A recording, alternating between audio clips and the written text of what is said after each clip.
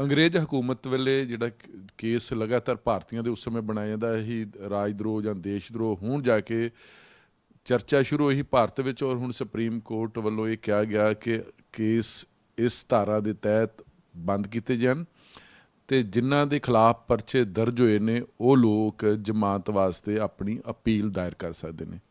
ਇਹ ਪੂਰੇ ਮਸਲੇ ਨੂੰ ਸਮਝਣ ਵਾਸਤੇ ਸਾਡੇ ਨਾਲ ਨੇ ਪੰਜਾਬ ਅਤੇ ਹਰਿਆਣਾ ਹਾਈ ਕੋਰਟ ਦੇ ਸੀਨੀਅਰ ਵਕੀਲ ਰਾਜਵਿੰਦਰ ਸਿੰਘ ਬੈਂਸ ਸਾਹਿਬ।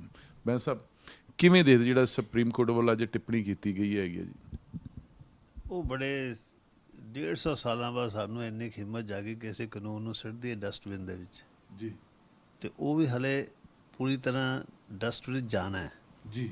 ਹਲੇ ਤਾਂ ਸਿਰਫ ਛੋਟਾ ਜਿਹਾ ਆਰਡਰ ਪਾਇਆ ਕਿ ਇਹ ਕਾਨੂੰਨ ਫੋਲੋ ਨਹੀਂ ਹੋਏਗਾ ਜੀ, ਜਦ ਤੱਕ ਸੁਪਰੀਮ ਕੋਰਟ ਫਾਈਨਲ ਜਜਮੈਂਟ ਨਹੀਂ ਦਿੰਦਾ ਜਾਂ ਸਰਕਾਰ ਆਪ ਹੀ ਇਹਨੂੰ ਖਤਮ ਨਹੀਂ ਕਰ ਦਿੰਦੀ। ਜੀ, ਉਹ ਜੁਲਾਈ ਵਿੱਚ ਤਰੀਕ ਪੈ ਗਈ ਤਾਂ ਹਾਲੇ ਸਾਨੂੰ ਬਿਲਕੁਲ ਨਹੀਂ ਪਤਾ ਕਿ ਇਹਦਾ ਫਾਈਨਲ ਆਊਟਕਮ ਕੀ ਹੋਏਗਾ, ਜੀ, ਫਾਈਨਲ ਜਜਮੈਂਟ ਕਿੰਨੀ ਕੁ ਸਟਰੋਂਗ ਹੋਏਗੀ, ਜੀ, ਜਿਹੜਾ ਸਰਕਾਰ ਆਪਣਾ ਅਮੈਂਡਮੈਂਟ ਕਰੇਗੀ ਉਹ ਕਿੰਨਾ ਕੁ ਠੀਕ ਹੋਏਗਾ। ਜੀ। ਸੋ ਇਸ ਕਰਕੇ ਜਿਹੜੀਆਂ ਜੂਬੀਲੇਸ਼ਨ ਕਹਿ ਲਓ ਜਾਂ ਖੁਸ਼ੀਆਂ ਕਹਿ ਲਓ ਥੋੜ੍ਹੀਆਂ ਜਿਹੀਆਂ ਪ੍ਰੀਮਚੋਰ ਹੈ ਜੀ, ਵਿਦਾ ਥੋੜ੍ਹਾ, ਇਸ ਕਰਕੇ ਮੈਂ ਕਹਿ ਰਿਹਾ ਕਿ ਵੈਲਕਮ ਸਟੈਪ ਹੈ ਜੀ, ਕਿ ਸ਼ੁਕਰ ਹੈ ਸੁਪਰੀਮ ਕੋਰਟ ਨੇ ਇੰਨੀ ਹਿੰਮਤ ਕੀਤੀ, ਮਗਰ ਹਲੇ ਵੀ ਇਹਨੂੰ ਕੰਪਲੀਟ ਕਰਨਾ ਜ਼ਿਆਦਾ ਜ਼ਰੂਰੀ ਹੈ ਕਿਉਂਕਿ ਚੀਫ ਜਸਟਿਸ ਦੀ ਟਰਮ ਬਹੁਤ ਛੋਟੀ ਹੈ। ਜੀ। 16 ਅਗਸਤ ਨੂੰ ਰਿਟਾਇਰ ਹੋ ਰਹੇ ਨੇ ਅਤੇ ਵੈਦਰ 16 ਅਗਸਤ ਤੱਕ ਇਹ ਜਜਮੈਂਟ ਦੇ ਪਾਉਣਗੇ ਜਾਂ ਫਿਰ ਡਿਲੇ ਹੋ ਜਾਏਗੀ ਤਾਂ ਫਿਰ ਨੈਕਸਟ ਚੀਫ ਜਸਟਿਸ ਇਸ 'ਤੇ ਫਿਰ ਕਾਲ ਕਰੇਗਾ, ਜਿੱਦਾਂ ਮਾਮਲਾ ਇਸ ਤਰ੍ਹਾਂ ਹੀ ਮਾਮਲਾ ਕਈ ਸਾਲਾਂ ਤੋਂ ਡਿਲੇ ਹੋ ਰਿਹਾ। ਸਡੀਸ਼ਨ ਦੀ ਆਵਾਜ਼ ਹਰ 1970, 71, 72 ਐਮਰਜੈਂਸੀ ਹਮੇਸ਼ਾ ਹੀ ਇਹ ਵੀ ਕਾਨੂੰਨ ਦਾ ਮਿਸਯੂਜ਼ ਕੀਤਾ ਗਿਆ। ਜੀ। ਹਰ ਵਾਰੀ ਬੈਸਟ ਆਫ ਹਿਊਮਨ ਬੀਇੰਗਸ ਜਿਹੜੇ ਹੁੰਦੇ ਨਾ, ਬੈਸਟ ਆਫ ਸਿਟੀਜ਼ਨ, ਕਿਉਂਕਿ ਸਡੀਸ਼ਨ ਦੇ 'ਚ ਇੱਕ ਖਾਸੀਅਤ ਹੈ, ਸਡੀਸ਼ਨ ਕਦੇ ਕ੍ਰਿਮੀਨਲ ਦੇ ਖਿਲਾਫ ਨਹੀਂ ਇਸਤੇਮਾਲ ਹੁੰਦਾ। ਬਿਲਕੁਲ ਜੀ। ਸਡੀਸ਼ਨ ਟੈਰਰਿਸਟ ਦੇ ਖਿਲਾਫ ਨਹੀਂ ਹੁੰਦਾ, ਜੀ। ਇਹ ਗੁੰਡਾ ਦੇ ਖਿਲਾਫ ਨਹੀਂ ਹੁੰਦਾ, ਇਹ ਡਾਕੂਆਂ ਦੇ ਖਿਲਾਫ ਨਹੀਂ ਯੂਜ਼ ਹੁੰਦਾ। ਇਹ ਯੂਜ਼ ਕਿਹਨਾਂ ਦੇ ਖਿਲਾਫ ਹੁੰਦਾ? ਜਿਹੜੇ ਆਪਣੇ ਜਿਹੜੇ ਡੈਮੋਕ੍ਰੈਟਿਕ ਰਾਈਟਸ ਹੈ, ਬੋਲਣ ਦਾ ਹੱਕ ਹੈ, ਜਿਹੜਾ ਇਸਤੇਮਾਲ ਕਰਦੇ ਨੇ। ਕਿਹਦੇ ਲਈ ਇਸਤੇਮਾਲ ਕਰਦੇ ਨੇ? ਪਾਵਰ ਦੇ ਖਿਲਾਫ, ਪ੍ਰਾਈਮ ਮਿਨਿਸਟਰ ਦੇ ਖਿਲਾਫ, ਚੀਫ ਮਿਨਿਸਟਰ ਦੇ ਖਿਲਾਫ, ਮੈਂਬਰ ਆਫ ਪਾਰਲੀਮੈਂਟ ਦੇ ਖਿਲਾਫ, ਜਿਹੜੇ ਵੱਡੇ ਵੱਡੇ ਬਿਜ਼ਨਸਮੈਨ ਦੇ ਖਿਲਾਫ। ਜਿਹੜੀ ਆਜ਼ਾਦੀ ਦਾ ਇਸਤੇਮਾਲ ਕਰਦੇ ਵਿਅਕਤੀ ਔਰ ਜਿਹੜੇ ਟੈਲੈਂਟਡ ਵੀ ਹੈ, ਹਿੰਮਤ ਵਾਲੇ ਵੀ ਹੈ, ਸਮਝਦਾਰ ਵੀ ਹੈ, ਗਿਆਨੀ ਵੀ ਹੈ, ਉਹਨਾਂ ਦੀ ਆਵਾਜ਼ 'ਤੇ ਸਰਕਾਰ 'ਤੇ ਅਸਰ ਹੁੰਦਾ। ਉਹਨਾਂ ਦੀ ਆਵਾਜ਼ 'ਤੇ ਸਰਕਾਰ ਨੂੰ ਗੁੱਸਾ ਚੜ੍ਹਦਾ। ਉਹਨਾਂ ਦੀ ਆਵਾਜ਼ ਨੂੰ ਬੰਦ ਕਰਨ ਦੇ ਲਈ ਇਹ ਕਾਨੂੰਨ ਉਹਨਾਂ ਲਈ ਬਹੁਤ ਫਿੱਟ ਬੈਂਦਾ, ਕਿਉਂਕਿ ਉਹਨਾਂ ਨੂੰ ਤੁਸੀਂ ਗੁੰਡਾ ਐਕਟ ਵਿੱਚ ਬੰਦ ਕਰ ਸਕਦੇ, ਉਹਨਾਂ ਨੂੰ ਤੁਸੀਂ ਮਰਡਰ ਵਿੱਚ ਨਹੀਂ ਫੜ ਸਕਦੇ, ਉਹਨਾਂ ਦੇ ਖਿਲਾਫ ਹਥਿਆਰ ਪਾਉਣਾ ਬੜਾ ਔਖਾ ਹੈ, ਉਹਨਾਂ ਦੇ ਖਿਲਾਫ ਕਿਸੇ ਡਰੱਗ ਪਾਉਣਾ ਬੜਾ ਔਖਾ। ਤਾਂ ਉਹਨਾਂ ਨੂੰ ਇੱਦਾਂ ਦੇ ਕਾਨੂੰਨ 'ਚ ਬੜਾ ਆਸਾਨ ਹੈ, ਕਿਉਂਕਿ ਜਿਹੜੇ ਆਰਡੀਨਰਲੀ ਆਪਣੀ ਸਿਰਫ ਰਾਈਟ ਟੂ ਐਕਸਪ੍ਰੈਸ ਹੀ ਇਸਤੇਮਾਲ ਕਰ ਰਹੇ ਨੇ, ਉਹਨਾਂ ਨੂੰ ਇਹਨਾਂ 'ਚ ਫਸਾ ਕੇ ਕਿਸੇ ਨਾ ਕਿਸੇ ਉਲਝਾਉਣਾ ਸਰਕਾਰ। ਇਸ ਕਰਕੇ ਹਰ ਸਰਕਾਰ ਨੂੰ ਕਾਨੂੰਨ ਬੜਾ ਚੰਗਾ ਲੱਗਦਾ। ਅਤੇ ਮਤਲਬ ਜਿਹੜੀਆਂ ਸਾਡੀਆਂ ਸਰਕਾਰਾਂ, ਇੱਕ ਤਾਂ 150 ਸਾਲ ਪੁਰਾਣਾ ਕਰੇਜ਼ ਅੰਗਰੇਜ਼ ਭਾਰਤੀਆਂ ਦੇ ਖਿਲਾਫ ਲਾਉਂਦੇ ਰਹੇ ਨੇ, ਸਾਡੀਆਂ ਆਪਣੇ ਹੱਥਾਂ ਦੇ ਨਾਲ ਚੁਣੀਆਂ ਹੋਈਆਂ ਸਰਕਾਰਾਂ ਇਸ ਕਾਨੂੰਨ ਦਾ ਦੁਰਵਰਤੋਂ ਕਰਦੀਆਂ ਰਹੀਆਂ।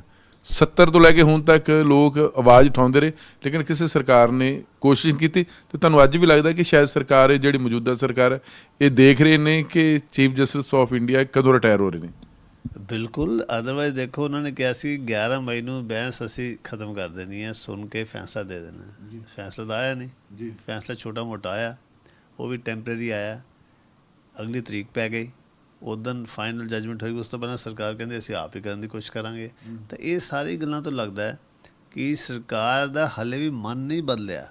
ਉਹ ਇਸ ਕਿਉਂਕਿ ਜੇ ਸੈਂਸਿਟਿਵ ਸਰਕਾਰ ਹੁੰਦੀ ਤਾਂ ਕਿੰਨੀ ਆਸਾਨ ਹੈ ਕਿ ਅਸੀਂ ਆਪ ਹੀ ਅਨਾਊਂਸ ਕਰ ਦਿੰਦੇ ਕਿ ਇਹ ਬਿਲਕੁਲ ਸੰਵਿਧਾਨ ਦੇ ਖਿਲਾਫ ਕਾਨੂੰਨ ਹੈ, ਇਹ ਸਿਟੀਜ਼ਨ ਦੇ ਵਿੱਚ, ਇਹ ਕਿਸੇ ਵੀ ਚੰਗੀ ਡੈਮੋਕਰੇਸੀ 'ਚ ਹੋਣਾ ਹੀ ਨਹੀਂ ਚਾਹੀਦਾ। ਇਸ ਕਰਕੇ ਅਸੀਂ ਇਹਨੂੰ ਅੱਜ ਹੀ ਰਿਪੀਲ ਕਰਦੇ ਹਾਂ।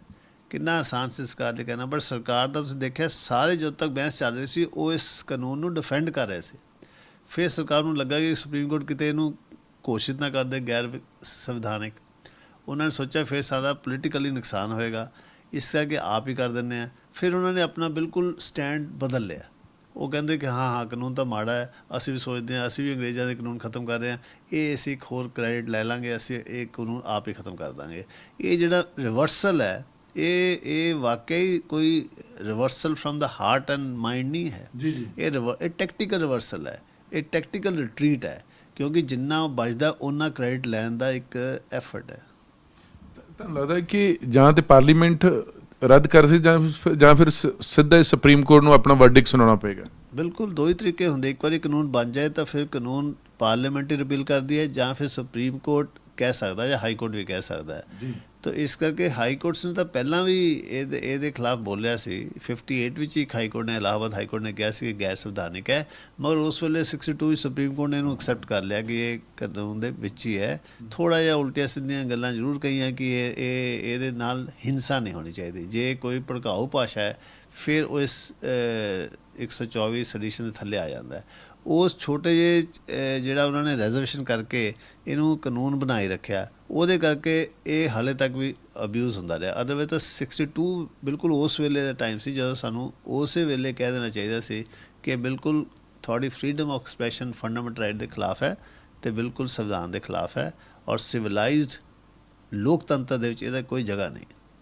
ਲੱਗਦਾ ਕਿ ਹੁਣ ਗੌਰਮੈਂਟ ਆਫ ਇੰਡੀਆ ਤੁਹਾਨੂੰ ਲੱਗਦਾ ਕਿ ਟਾਈਮ ਲੈ ਰਹੀ ਹੈ ਕਿ ਜਾਂ ਇਹਦੇ 'ਚ ਕੋਈ ਹੋਰ, ਜਿਸ ਤਰ੍ਹਾਂ 62 ਤੋਂ ਬਾਅਦ ਸੁਪਰੀਮ ਕੋਰਟ ਨੇ ਨਹੀਂ ਮੰਨਿਆ, ਕੋਈ ਨਵੀਆਂ ਅਮੈਂਡਮੈਂਟ ਕੀਤੀਆਂ ਜਾਣਗੀਆਂ ਇਹਦੇ 'ਚ? ਪੋਸੀਬਿਲਿਟੀ ਹੈ ਕਿਉਂਕਿ ਫਰੋਮ ਦਾ ਜਿਹੜਾ ਉਹਨਾਂ ਦੀ ਸਬਮਿਸ਼ਨਸ ਹੈ attorney general the on behalf of government of India, ਉਹਦੇ 'ਚੋਂ ਕੋਈ ਇਹ ਚੀਜ਼ ਨਹੀਂ ਝਲਕ ਰਹੀ ਕਿ ਅਚਾਨਕ ਉਹਨਾਂ ਨੂੰ ਐਸੀ ਐਨਲਾਈਟਨਮੈਂਟ ਹੋਈ ਹੈ, ਐਸੀ ਉਹਨਾਂ ਦੀ ਦਿਵਯ ਦ੍ਰਿਸ਼ਟੀ ਜਾਗੀ ਹੈ ਕਿ ਹੁਣ ਉਹਨਾਂ ਨੇ ਸਿਟੀਜ਼ਨ ਨੂੰ ਬਹੁਤ ਪਿਆਰ ਕਰਨਾ ਅਤੇ ਉਹਨਾਂ ਦੀ ਜਿਹੜੀ ਆਜ਼ਾਦੀ ਇਤਨੀ ਸੀਕਰਡ ਹੋ ਗਈ ਹੈ ਕਿ ਉਹ ਕਾਨੂੰਨ ਨੂੰ ਖ਼ਤਮ ਕਰਨਾ ਚਾਹੁੰਦੇ ਹੈ। ਉਹਨਾਂ ਦੀ ਸਾਰੀ ਜਿਹੜੀ ਮਜਬੂਰੀ ਝਲਕ ਰਹੀ ਹੈ ਕਿਉਂਕਿ ਸੁਪਰੀਮ ਕੋਰਟ ਨੇ ਜਿਹੜਾ ਆਪਣਾ ਜਿਹੜਾ ਰੁਖ ਹੈ ਉਹ ਦੱਸਤਾ ਅਤੇ ਉਹ ਆਲਮੋਸਟ ਉਹਨਾਂ ਨੇ ਦੱਸ ਦਿੱਤਾ ਕਿ ਅਸੀਂ ਸੋਚਦੇ ਹਾਂ ਕਿ ਇਸ ਸਟੇਜ 'ਤੇ ਕਾਨੂੰਨ ਬਿਲਕੁਲ ਦੇਸ਼ ਦੇ ਅਨੁਕੂਲ ਨਹੀਂ ਹੈ, ਸੰਵਿਧਾਨ ਦੇ ਅਨੁਕੂਲ ਨਹੀਂ ਹੈ, ਉਹਨਾਂ ਦੀ ਆਜ਼ਾਦੀ ਲੋਕਾਂ ਦੀ ਖਰਾਬ ਕਰ ਰਿਹਾ। ਔਰ ਪਿਛਲੇ ਤੁਸੀਂ 2-4 ਸਾਲਾਂ ਦੇਖੋ ਅਬਿਊਜ਼ ਹੀ ਬਹੁਤ ਹੋਇਆ। ਛੋਟੇ ਕਾਰਨਾਂ 'ਤੇ ਇਹਨਾਂ ਨੇ ਕੇਸ ਦਰਜ ਕਰਦੇ ਸ਼ੁਰੂ ਕੀਤੇ। ਕਿਸੇ ਨੇ ਕਾਰਟੂਨ ਬਣਾਤਾ ਤਾਂ ਕੇਸ ਦਰਜ ਹੋ ਗਿਆ, ਕਿਸੇ ਨੇ ਕਹਿ ਦਿੱਤਾ ਕਿ chief minister is an agent of prime minister, ਉਸ 'ਤੇ ਕੇਸ ਦਰਜ ਹੋ ਗਿਆ। ਕਿਸੇ ਨੇ ਕਹਿ ਦਿੱਤਾ ਕਿ ਬੱਚਿਆਂ ਵਿੱਚ ਡਿਸਕ੍ਰਿਮੀਨੇਸ਼ਨ ਕਰ ਰਹੇ ਹੈ, SC ਨੂੰ ਅਲੱਗ ਉਠਾਇਆ ਜਾ ਰਿਹਾ, ਤਾਂ ਫਿਰ ਕੇਸ ਦਰਜ ਹੋ ਗਿਆ। ਤਾਂ ਜਦੋਂ ਇਸ ਕਰਕੇ ਇਹਦੇ ਨਾਲ ਪ੍ਰੋਟੈਸਟ ਵੀ ਹੋਈ, ਇਸੇ ਕਰਕੇ ਸੁਪਰੀਮ ਕੋਰਟ ਦੇ ਵਿੱਚ ਹੀ ਪਟੀਸ਼ਨਾਂ ਪਈਆਂ, ਇਸੇ ਕਰਕੇ ਸੁਪਰੀਮ ਕੋਰਟ ਵੀ ਉਸ ਸਿਚੁਏਸ਼ਨ 'ਤੇ ਪਹੁੰਚਿਆ ਜਿੱਥੇ ਉਹਨੂੰ ਲੱਗਾ ਕਿ ਇਹ ਕਾਨੂੰਨ ਜਦ ਤੱਕ ਹੈ ਉਦ ਤੱਕ ਇਹ ਲੋਕਾਂ ਦੇ ਹੱਕਾਂ ਨੂੰ ਕਤਲ ਹੀ ਕਰਦਾ ਰਹੇਗਾ। ਇਸ ਕਰਕੇ ਹੁਣ ਸਟੇਜ ਆ ਗਈ ਕਿ ਇਹਨੂੰ ਡਿਕਲੇਅਰ ਕਰਤਾ ਜਾਵੇ ਕਿ ਸੰਵਿਧਾਨ ਦੇ ਖਿਲਾਫ। ਜਿਵੇਂ ਕਈ ਇੱਦਾਂ ਦੇ ਫਰੰਟ ਆ ਗਏ ਨੇ, ਚਾਹੇ ਮੁਸਲਿਮ ਫਰੰਟ ਹੈ, ਚਾਹੇ ਸਿੱਖ ਫਰੰਟ ਆ ਗਏ ਨੇ, ਜਾਂ ਹੋਰ ਵੀ ਕਈ ਇੱਦਾਂ ਦੇ ਫਰੰਟ ਨਾਰਥ ਈਸਟ ਦੇ ਵਿੱਚ ਵੀ, ਜਿਹੜੇ ਕੋਈ ਨਾ ਕੋਈ ਦੇਸ਼ ਦੇ ਖਿਲਾਫ ਉਹ ਸਰਕਾਰਾਂ ਮੰਨਦੇ ਕਿ ਦੇਸ਼ ਦੇ ਖਿਲਾਫ ਆਵਾਜ਼ ਚੁੱਕਦੀਆਂ ਰਹਿੰਦੀਆਂ, ਬਾਗੀ ਸੁਰਾਂ ਨੇ, ਉੱਥੇ ਵੀ ਸਰਕਾਰ ਕਿਵੇਂ ਪਲੀ ਲਏਗੀ ਜੀ? ਆਵਾਜ਼ ਚੁੱਕਣਾ ਤਾਂ ਜਿਹੜਾ ਇਹ ਕਾਨੂੰਨ ਕਹਿ ਰਿਹਾ ਦੇਸ਼ ਦੇ, ਤਾਂ ਗਵਰਨਮੈਂਟ ਸਰਕਾਰ ਦੇ ਖਿਲਾਫ ਆਵਾਜ਼ ਚੁੱਕਣ ਨੂੰ ਇਹਨਾਂ ਨੇ ਜੁਰਮ ਬਣਾਇਆ ਹੈ। ਦੇਸ਼ ਤਾਂ ਗੱਲ ਨਹੀਂ ਕਰਦਾ, 124 ਦੇਸ਼ ਦੀ ਗੱਲ ਨਹੀਂ ਕਰ ਰਿਹਾ। ਦੇਸ਼ ਨੂੰ ਬਚਾਉਣ ਲਈ ਹੋਰ ਬੜੇ ਰਸਤੇ ਹੈ। ਦੇਸ਼ ਨੂੰ ਖਤਰਾ ਹੁੰਦਾ ਟੈਰਰਿਸਟ ਤੋਂ, ਦੇਸ਼ ਨੂੰ ਖਤਰਾ ਹੁੰਦਾ ਆਰਗੇਨਾਈਜ਼ਡ ਕ੍ਰਾਈਮ ਤੋਂ, ਦੇਸ਼ ਨੂੰ ਖਤਰਾ ਹੁੰਦਾ ਕ੍ਰਿਮੀਨਲਸ ਤੋਂ, ਅਤੇ ਉਹਨਾਂ ਨੇ ਤਾਂ ਅਲੱਗ-ਅਲੱਗ ਕਾਨੂੰਨ ਬਣਿਆ। ਸਾਡੇ ਆਰਗੇਨਾਈਜ਼ਡ ਕ੍ਰਾਈਮ ਐਕਟ ਬਣਿਆ ਹੋਇਆ, ਮਨੀ ਲਾਂਡਰਿੰਗ ਐਕਟ ਬਣਿਆ ਹੋਇਆ, ਟਾਡਾ ਬਣਿਆ ਹੋਇਆ, ਪੋਟਾ ਕਿਆ ਜਿਹੜਾ ਅਨਲੌਫੁਲ ਐਕਟੀਵਿਟੀਜ਼ ਪ੍ਰੀਵੈਂਸ਼ਨ ਐਕਟ ਬਣਿਆ ਹੋਇਆ, ਹਜ਼ਾਤ ਐਂਟੀ ਸਮਗਲਿੰਗ ਐਕਟ ਬਣਿਆ ਹੋਇਆ, ਐਂਟੀ ਹਾਈਜੈਕਿੰਗ ਐਕਟ ਬਣਿਆ ਹੈ। ਤਕਰੀਬਨ ਸਾਰੀਆਂ ਕ੍ਰਿਮੀਨਲ ਐਕਟੀਵਿਟੀ ਜਿੱਥੇ ਦੇਸ਼ ਨੂੰ ਨੁਕਸਾਨ ਹੋ ਸਕਦਾ ਜਾਂ ਦੇਸ਼ ਨੂੰ ਖਤਰਾ ਹੋ ਸਕਦਾ, ਅਲੱਗ-ਅਲੱਗ ਸਪੈਸ਼ਲਾਈਜ਼ਡ ਕਾਨੂੰਨ ਆਲਰੇਡੀ ਹੈਗੇ ਆ। ਮਗਰ ਸੈਡੀਸ਼ਨ ਤਾਂ ਇਹਨਾਂ ਬੰਦਿਆਂ ਦੇ ਖਿਲਾਫ ਕਦੀ ਇਸਤੇਮਾਲ ਹੀ ਨਹੀਂ ਹੁੰਦਾ ਜਿਹੜੇ ਦੇਸ਼ ਨੂੰ ਨੁਕਸਾਨ ਪਹੁੰਚਾਉਂਦੇ ਆ। ਦੇਸ਼ ਨੂੰ ਨੁਕਸਾਨ ਪਹੁੰਚਾਉਣ ਵਾਲੇ ਤਾਂ ਇੱਕ ਅਲੱਗ ਸਪੈਸ਼ਲਾਈਜ਼ਡ ਕੈਟੇਗਰੀ ਹੈਗੀ ਹੈ, ਅਲੱਗ-ਅਲੱਗ ਕਾਨੂੰਨ ਹੈ, ਸਾਰੀਆਂ ਏਜੰਸੀਜ਼ ਕੰਮ ਕਰ ਰਹੀਆਂ। ਇਹ ਤਾਂ ਉਹਨਾਂ ਲੋਕਾਂ ਦੇ ਖਿਲਾਫ ਇਸਤੇਮਾਲ ਹੁੰਦੇ ਨੇ ਜਿਹੜੇ ਦੇਸ਼ ਦੀ ਸਰਕਾਰ ਦੇ ਖਿਲਾਫ ਬੋਲਦੇ ਨੇ, ਔਰ ਸਰਕਾਰ ਦੇ ਖਿਲਾਫ ਬੋਲਣਾ ਤਾਂ ਇਹ ਕੌਨਸਟੀਟਿਊਸ਼ਨਲ ਸਕੀਮ ਹੈ। ਤੁਸੀਂ ਸਰਕਾਰ ਕਿਵੇਂ ਬਦਲੋਗੇ? ਜੇ ਸਰਕਾਰ ਦੇ ਖਿਲਾਫ ਬੋਲੋਗੇ, ਸਰਕਾਰ ਦੇ ਖਿਲਾਫ ਕਿਉਂ ਬੋਲੋਗੇ? ਤਾਂ ਹੀ ਸਰਕਾਰ ਤੁਹਾਡੀ ਸੁਣੇਗੀ, ਤਾਂ ਹੀ ਸਰਕਾਰ ਕੁਛ ਆਪਣਾ ਰਸਤਾ ਬਦਲੇਗੀ। ਜਦੋਂ ਸਰਕਾਰ ਗਲਤ ਰਸਤੇ ਬਦਲਦੀ ਹੈ, ਲੋਕਾਂ ਨੂੰ ਚੰਗਾ ਨਹੀਂ ਲੱਗਦਾ, ਉਹਨਾਂ ਦੇ ਹੱਕਾਂ ਦਾ ਜਾਂ ਉਹਨਾਂ ਦੇ ਪੋਲਿਸੀਜ਼ ਖਤਰਨਾਕ ਹੁੰਦੀਆਂ, ਉਸ ਵੇਲੇ ਤੁਹਾਨੂੰ ਉਹਦੇ ਖਿਲਾਫ ਬੋਲਣਾ ਤੁਹਾਡੀ ਮੋਰਲ ਡਿਊਟੀ ਵੀ ਹੈ, ਦੇਸ਼ ਨੂੰ ਬਚਾਉਣ ਦੀ ਡਿਊਟੀ ਵੀ ਹੈ। ਸੋ ਕਈ ਵਾਰੀ ਤੁਹਾਨੂੰ ਦੇਸ਼ ਨੂੰ ਬਚਾਉਣ ਲਈ ਸਰਕਾਰ ਨੂੰ ਬਦਲਣਾ ਪੈਂਦਾ ਹੈ। ਹੁਣ ਤੁਸੀਂ ਸ਼੍ਰੀਲੰਕਾ ਵੀ ਦੇਖ ਸਕਦੇ ਹੋ ਕਿਵੇਂ ਲੋਕ ਹੁਣ ਦੇਸ਼ ਨੂੰ ਬਚਾਉਣ ਲਈ ਬਾਹਰ ਆ ਕੇ ਸਰਕਾਰਾਂ ਨੂੰ ਖਤਮ ਕਰਨਾ ਚਾਹੁੰਦੇ, ਬਦਲਣਾ ਚਾਹੁੰਦੇ ਨੇ। ਸੋ ਦੇਸ਼ ਔਰ ਸਰਕਾਰ ਕਦੇ ਇੱਕ ਨਹੀਂ ਹੁੰਦੀ। ਸਰਕਾਰ ਨੂੰ ਹਮੇਸ਼ਾ ਇਹ ਵਹਿਮ ਹੋ ਜਾਂਦਾ ਕਿ ਮੈਂ ਦੇਸ਼ ਹਾਂ, ਮਗਰ ਦੇਸ਼ ਵਾਸੀਆਂ ਨੂੰ ਤਾਂ ਕਲੀਅਰ ਹੁੰਦਾ ਕਿ ਸਰਕਾਰ ਅਲੱਗ ਹੈ, ਦੇਸ਼ ਅਲੱਗ ਹੈ, ਔਰ ਦੇਸ਼ ਤਾਂ ਲੋਕਾਂ ਨਾਲ ਹੀ ਹੈ। ਸਰਕਾਰ ਨੂੰ ਲੋਕਾਂ ਤੋਂ ਡਰਨਾ ਹੁੰਦਾ, ਨਾ ਕਿ ਲੋਕਾਂ ਨੂੰ ਸਰਕਾਰ ਤੋਂ ਡਰਨਾ ਹੁੰਦਾ। ਜਿਹੜੇ ਦੇਸ਼ ਵਿੱਚ ਸਰਕਾਰਾਂ ਡਰਦੇ ਲੋਕਾਂ ਤੋਂ, ਉਹ ਦੇਸ਼ ਸਟਰੋਂਗ ਵੀ ਰਹਿੰਦੇ ਆ, ਵੈਲ ਗਵਰਨਡ ਵੀ ਰਹਿੰਦੇ। ਜਿੱਥੇ ਲੋਕ ਡਰਨ ਸਰਕਾਰਾਂ ਤੋਂ, ਉਹ ਤਾਂ ਫਿਰ ਡਿਕਟੇਟਰਸ਼ਿਪ ਹੁੰਦੀ। ਜਿਸ ਤਰ੍ਹਾਂ ਮੰਨ ਲਓ, ਜਿਸ ਤਰ੍ਹਾਂ ਖਾਲਿਸਤਾਨ ਦਾ ਕਿਸੇ ਨੇ ਝੰਡਾ ਲਾਤਾ, ਜੇ ਹਿਮਾਚਲ ਵਿਧਾਨ ਸਭਾ ਦੇ ਗੇਟ ਦੇ ਬਾਹਰ ਲਾਤਾ, ਜਾਂ ਉੱਥੇ ਜਵਾਹਰ ਲਾਲ ਨਹਿਰੂ ਯੂਨੀਵਰਸਿਟੀ 'ਚ ਨਾਅਰੇ ਲਾਤੇ ਹੈਗੇ, ਉਹਨਾਂ ਦੇ ਖਿਲਾਫ ਵੀ ਇਸ ਧਾਰਾ ਦਾ ਇਸਤੇਮਾਲ ਕੀਤਾ ਗਿਆ ਜੀ। ਨਾਅਰੇ ਲਾਉਣ ਨਾਲ ਕੋਈ ਦੇਸ਼ ਟੁੱਟਦਾ ਨਹੀਂ ਹੈ। ਇਹ ਤਾਂ ਅਲੱਗ ਤਰ੍ਹਾਂ ਦੀ ਤੁਸੀਂ ਉਹਨਾਂ ਦੇ ਖਿਲਾਫ ਹੋਰ ਤੁਸੀਂ ਦੇਖੋ ਕਿਸੇ ਦੇ ਖਿਲਾਫ ਬੋਲੋਗੇ ਤਾਂ ਡੈਫੇਮੇਸ਼ਨ ਹਲੇ ਵੀ ਚੱਲ ਸਕਦੀ। ਡੈਫੇਮੇਸ਼ਨ ਕਾਨੂੰਨ ਤਾਂ ਹੈਗਾ ਹੀ ਹੈ, ਬੇਇੱਜ਼ਤੀ ਕਰਨ ਦਾ ਕਾਨੂੰਨ ਹੈ। ਉਹ ਬੰਦਾ ਇੰਡੀਵਿਜੂਅਲੀ ਪੁਲਿਸ ਨਹੀਂ ਉਹ ਕੰਮ ਕਰਦੀ, ਉਹ ਬੰਦਾ ਤੁਸੀਂ ਆਪਣੇ ਖਿਲਾਫ ਕੰਪਨਸੇਸ਼ਨ ਦੇ ਆਪਣੀ ਕੰਪਲੇਂਟ ਦਾਇਰ ਕਰ ਸਕਦੇ। ਇਹ ਥੋੜੀ ਹੈ ਕਿ ਤੁਹਾਨੂੰ ਆਜ਼ਾਦੀ ਮਿਲ ਗਈ ਜੋ ਮਰਜ਼ੀ ਗਾਲਾਂ ਕੱਢਣ ਦੀ, ਇਦਾਂ ਦੀ ਬਿਲਕੁਲ ਗੱਲ ਨਹੀਂ ਹੈ। ਉਹ ਹੋਰ ਬੜੇ ਧਾਰਾ ਹੈਗੀ ਪੀਨਲ ਕੋਡ ਵਿੱਚ, ਜਿੱਥੇ ਕਿ ਜੇ ਤੁਸੀਂ ਕਿਸੇ ਆਪਣੀ ਸਪੀਚ ਨਾਲ ਡਿਫਰੈਂਟ ਕਮਿਊਨਿਟੀਜ਼ ਨੂੰ ਭੜਕਾਉਂਦੇ ਹੋ, ਜਿਹਦੇ ਨਾਲ ਕੋਈ ਰॉयਟ ਹੋ ਸਕਦਾ, ਕੋਈ ਵਾਇਲੈਂਸ ਹੋ ਸਕਦੀ ਹੈ, ਕੋਈ ਦੰਗੇ ਹੋ ਸਕਦੇ ਨੇ, ਇਹ ਸਾਰੀਆਂ ਸਪੀਚਾਂ ਫਿਰ ਵੀ ਬੈਂਡ ਹੀ ਰਹਿਣਗੀਆਂ। ਉਹ ਕਾਨੂੰਨ ਤਾਂ ਹਲੇ ਵੀ ਠੀਕ ਹੀ ਰਹਿਣਗੇ। ਸੈਡੀਸ਼ਨ ਦਾ ਇੱਕ ਸਪੈਸ਼ਲ ਕੈਟਾਗਰੀ ਹੈ ਜਿੱਥੇ ਸਰਕਾਰ ਆਪਣੇ ਖਿਲਾਫ ਕ੍ਰਿਟਿਸਿਜ਼ਮ ਨਹੀਂ ਸੁਣਨਾ ਚਾਹੁੰਦੀ, ਸਿਰਫ ਉਹ ਜਿਹੜੀ ਸਪੈਸ਼ਲ ਕੈਟਾਗਰੀ ਦੇ ਕ੍ਰਾਈਮ ਹੈ ਉਹੀ ਬੰਦ ਹੋਣਗੇ। ਹੋਰ ਵੀ ਇਦਾਂ ਦੇ ਅੰਗਰੇਜ਼ਾਂ ਵੇਲੇ ਦੇ ਲਾਅ ਨੇ ਜਿਹੜੇ ਇਸ ਟਾਈਮ ਇੰਡੀਆ ਨੂੰ ਜ਼ਰੂਰਤ ਨਹੀਂ ਹੈ, ਜਿਸ ਤਰ੍ਹਾਂ ਇਹ ਇੱਕ ਸੈਡੀਸ਼ਨ ਵਾਲਾ ਕੇਸ ਹੈ ਕਿ ਇਹਨੂੰ ਰੱਦ ਕੀਤਾ ਜਾਵੇ, ਹੋਰ ਵੀ ਮੰਨਦੇ ਹੈਗੇ ਜੀ। ਡਿਟੈਂਸ਼ਨ ਐਕਟ ਤੁਸੀਂ ਬਿਨਾਂ ਚੁਣਦੇ ਐਵੇਂ ਫੜ ਕੇ ਰੱਖੀ ਛੱਡਦੇ ਹੋ। ਡਾਕਟਰ ਖਫੀਲ ਨੂੰ 2 ਸਾਲ ਤੁਸੀਂ ਰੱਖਿਆ ਯੂਪੀ ਗਵਰਨਮੈਂਟ ਨੇ, ਜਿਹਦੇ ਖਿਲਾਫ ਕੋਈ ਕੇਸ ਨਹੀਂ ਬਣਦਾ ਉਹਨੂੰ ਪ੍ਰੀਵੈਂਟਿਵ ਡਿਟੈਂਸ਼ਨ ਨਾਲ ਰੱਖ ਲੈਂਦੇ ਹੋ। ਪ੍ਰੀਵੈਂਟਿਵ ਡਿਟੈਂਸ਼ਨ ਐਕਟ ਇੰਨਾ ਹੀ ਖਤਰਨਾਕ ਹੈ। ਸੋ ਇਸ ਤੋਂ ਬਾਅਦ ਸਾਡਾ ਸਾਰਾ ਪਬਲਿਕ ਨੂੰ ਡਿਮਾਂਡ ਕਰਨਾ ਚਾਹੀਦਾ ਕਿ ਸਾਡੇ ਸੰਵਿਧਾਨ ਵਿੱਚ ਪ੍ਰੀਵੈਂਟਿਵ ਡਿਟੈਂਸ਼ਨ ਦੀ ਕੋਈ ਜਗ੍ਹਾ ਨਹੀਂ ਚਾਹੀਦੀ। ਜੇ ਕਿਸੇ ਨੇ ਕ੍ਰਾਈਮ ਕੀਤਾ ਤਾਂ ਜੇਲ੍ਹ 'ਚ ਰੱਖੋ, ਜੇ ਉਹਨੇ ਸੀਰੀਅਸ ਕ੍ਰਾਈਮ ਕੀਤਾ ਤਾਂ ਰੱਖੋ ਜ਼ਿਆਦਾ ਦੇਰ ਤੱਕ। ਮਗਰ ਜੇ ਤੁਸੀਂ ਐਵੇਂ ਕਿਉਂ ਰੱਖ ਦਿੰਦੇ ਹੋ ਕਿ ਜੀ ਸਾਡੇ ਕੋਲ ਕੋਈ ਕੇਸ ਵੀ ਦਰਜ ਨਹੀਂ ਹੈ, ਸਾਡੇ ਕੋਲ ਕੋਈ ਸਬੂਤ ਵੀ ਨਹੀਂ ਹੈ, ਮਗਰ ਫਿਰ ਵੀ ਇਹ ਦੇਸ਼ ਲਈ ਖਤਰਾ ਹੈ, ਇਸ ਲਈ ਇਹਨੂੰ ਜੇਲ੍ਹ 'ਚ ਰੱਖਣਾ। ਪ੍ਰੀਵੈਂਟਿਵ ਡਿਟੈਂਸ਼ਨ ਐਕਟ ਜਿਹੜਾ ਕਿ ਇੱਕ ਨੈਗੇਟਿਵ ਚੀਜ਼ ਹੈ ਸਾਡੇ ਸੰਵਿਧਾਨ ਦੀ, ਉਹ ਸ਼ੁਰੂ ਤੋਂ ਅਸੀਂ ਰੱਖਿਆ ਹੋਇਆ। ਉਸ ਇਨਸਿਕਿਉਰਿਟੀ ਤੋਂ ਜਦੋਂ ਵਾਈਲਡ ਸਕੇਲ ਰॉयट्स ਹੋਏ ਸੀ ਔਰ ਬਹੁਤ ਲੋਕੀ ਮਰ ਗਏ, ਉਸ ਇਨਸਿਕਿਉਰਿਟੀ ਤੋਂ ਜਦੋਂ ਅਸੀਂ ਕੌਨਸਟੀਟਿਊਸ਼ਨ ਡਰਾਫਟ ਕਰ ਰਹੇ ਸੀ ਉਹਦੇ ਵਿੱਚ ਕੁਝ ਡਿਸਟੋਰਸ਼ਨ ਆ ਗਈਆਂ। 70 ਸਾਲ ਹੁਣ ਦੇਸ਼ ਚਲਾ ਕੇ ਆਪਾਂ ਨੂੰ ਹੁਣ ਉਹਨਾਂ ਕੌਨਫੀਡੈਂਟ ਨੇਸ਼ਨ ਬਣ ਜਾਣਾ ਚਾਹੀਦਾ ਕਿ ਨੇਸ਼ਨ ਟੁੱਟਦੇ ਨਹੀਂ ਹੁੰਦੇ ਛੋਟੀ ਛੋਟੀ ਗੱਲਾਂ ਦੇ, ਛੋਟੇ ਛੋਟੇ ਸਲੋਗਨ ਨਾਲ। ਕੋਈ ਖਾਲਿਸਤਾਨ ਦਾ ਨਾਰਾ ਲਾ ਰਿਹਾ, ਹਰ ਰੋਜ਼ ਤਾਂ ਹਿੰਦੂ ਰਾਸ਼ਟਰ ਦੇ ਨਾਰੇ ਲੱਗਦੇ, ਕੋਈ ਦੇਸ਼ ਤੋਂ ਹੀ ਟੁੱਟ ਰਿਹਾ। ਤਾਂ ਇਸ ਕਰਕੇ ਇਹ ਤਾਂ ਐਕਸਟਰਾ ਕਹਿ ਲਓ, ਸੈਂਸਿਟੀਵਿਟੀ ਕਹਿ ਲਓ, ਉਹ ਗੱਲ ਹੈ। ਇਹਦੇ ਨਾਲ ਦੇਸ਼ ਵੀਕ ਵੀ ਨਹੀਂ ਹੁੰਦੇ, ਰਾਦਰ ਡਿਫਰੈਂਟ ਓਪੀਨੀਅਨ ਨਾਲ ਦੇਸ਼ ਸਟਰੋਂਗ ਹੁੰਦੇ।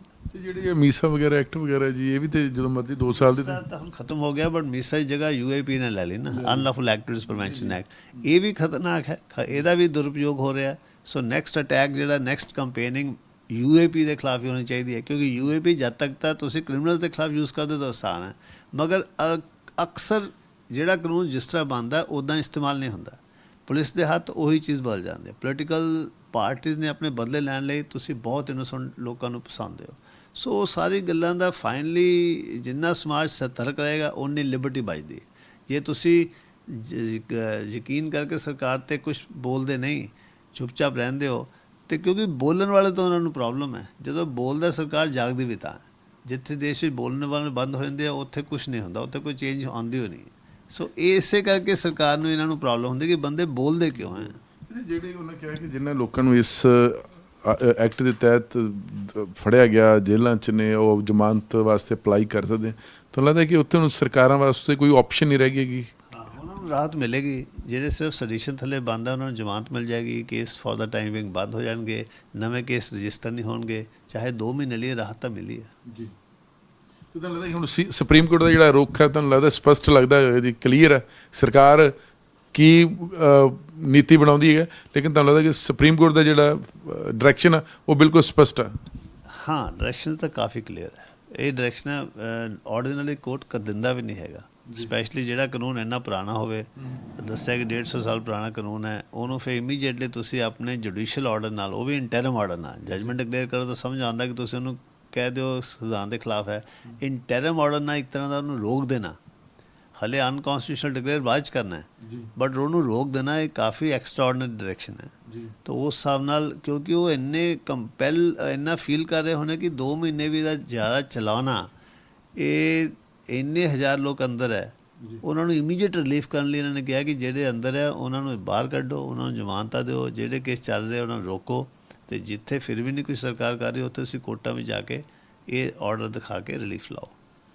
ਜਿਸ chief justice of India Sahib the retirement ਅਗਸਤ ਦੇ ਮਹੀਨੇ ਹੈਗੇ, 16 ਅਗਸਤ ਆ ਜੀ। ਤਾਂ ਲੱਗਦਾ ਕਿ ਜੇ ਬਾਈ ਦਾ ਵੀ ਉਦੋਂ ਤੱਕ ਇਹ ਮਸਲਾ ਨਹੀਂ ਹੱਲ ਆਉਂਦਾ, ਕਿਉਂਕਿ ਦੱਸਿਆ ਕਿ ਛੁੱਟੀਆਂ ਵੀ ਹੈਗੀਆਂ ਨੇ, ਜਿਹੜੇ ਨਵੇਂ ਚੀਫ ਜਸਟਿਸ ਉਹਨਾਂ ਵਾਸਤੇ ਵੀ ਰਾਹ ਖੁੱਲ੍ਹਾ ਹੀ ਰਹੇਗਾ ਜੀ।